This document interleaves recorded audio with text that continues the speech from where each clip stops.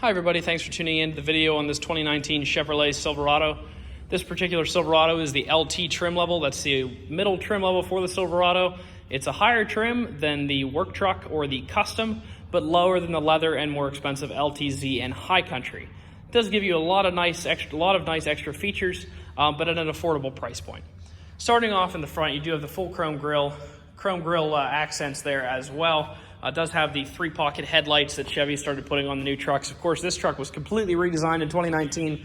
All new body style here. So if you see a 2019 Chevrolet Silverado and after it says LD, that is the old body style. This is the new one.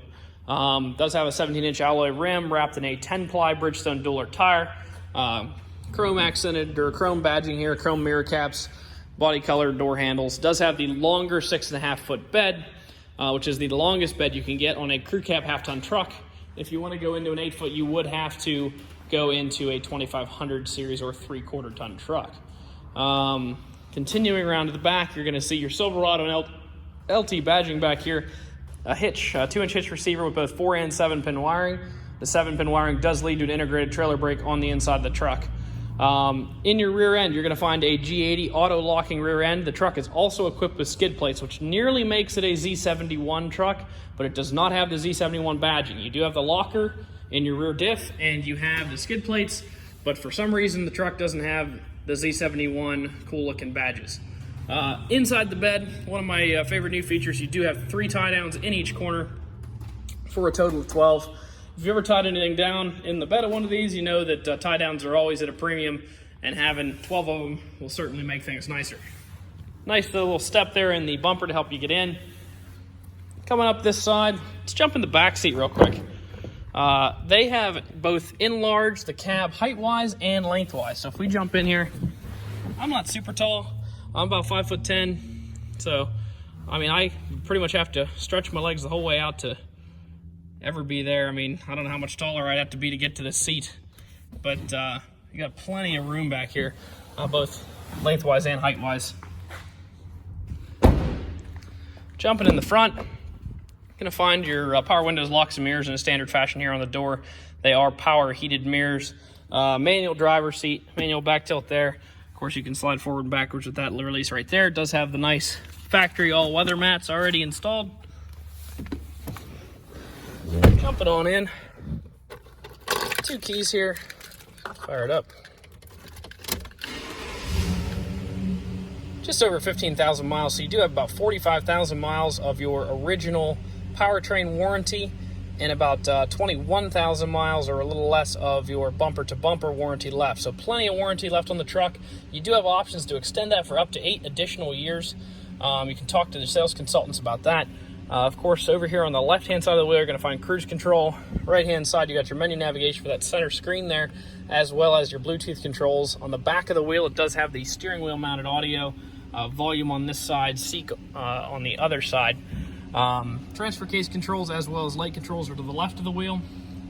Coming back into the center stack, let's go to the home screen here. Of course, Chevrolet's been playing nice with both Apple CarPlay and Android Auto for quite some time now. They've also added a 4G LTE Wi-Fi hotspot to the truck. You might be like, well, why the heck would I need that? My phone's got great internet. I had a Chevrolet car that was equipped with this, and it actually works in more areas than your phone does. It gets better service. I don't know if the car has a more powerful receiver or exactly how that works, but we would go on some hunting trips, and I would use my car's Wi-Fi hotspot to call out. So I'm not sure if that's backed by what GM says or not, but my experience was that the car could get service in places where my cell phone couldn't, even though they were both AT&T provided services. Throw it in reverse here real quick. It does have the predictive line to help you hook up to a trailer, or the predictive grid to help you get into a parking spot on the backup camera. There is also a trailer light test, which is cool. You press the start button when you're parked, and it'll cycle through your trailer lights and make sure everything's working for you. Nice test, especially before you go on a long trip. Of course, climate controls down here. You do have the button to drop all the windows at once. Not really sure that you'll use that feature. A lot of people were kind of wondering why that feature was in these trucks. I think one commentator actually joked and called it the fart button. So you hit that button and all 4 of your windows roll down at once. Traction control, hazard lights, and of course the button to disable auto start stop. Unfortunately, in 2019 and 2020, both Ford and Chevy, and I think Ram, but I'm not entirely sure, started going to an auto start stop system to comply with government regulations. Nobody likes it at all, at least not anybody that I've talked to, and you can disable it by hitting that toggle switch. Unfortunately, if you don't like it, call your state senator and let them know. Looking here, integrated trailer brake, you got your gain down here, and of course your manual braking here. USB-C and USB ports here. Chevy was thinking ahead. You don't see a whole lot of USB-Cs yet, but you will here soon. 12-volt power supply over to the right of that. Over here, you're gonna find both a locking and a non-locking glove compartment.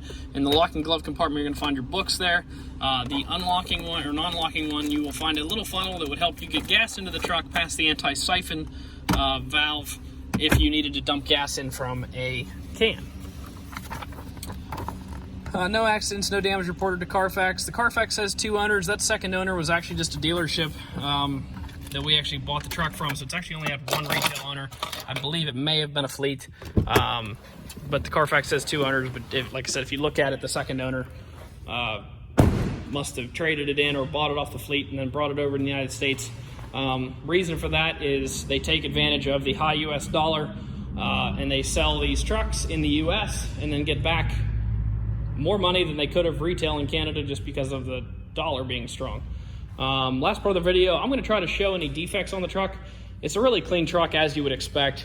I really didn't see a whole lot to point out. There was like one somewhere in here. There's like a tiny chip. There's like a little one right there. This is just pollen. Little mark right there. Actually, I think that'll come off. Yeah, that's coming off. Coming back this side, not really much to see back through here. The only other thing I really saw to point out, the bed rail caps have a couple marks in them.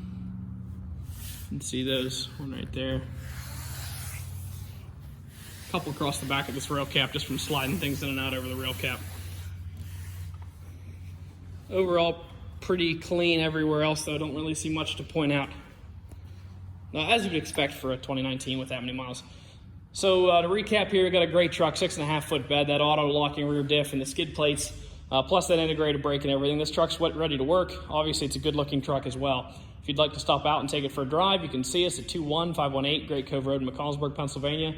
Visit us online at allthingsautomotive.com or give us a call, 717-485-4224. Thank you very much for watching the video, and I hope you found it to be informative.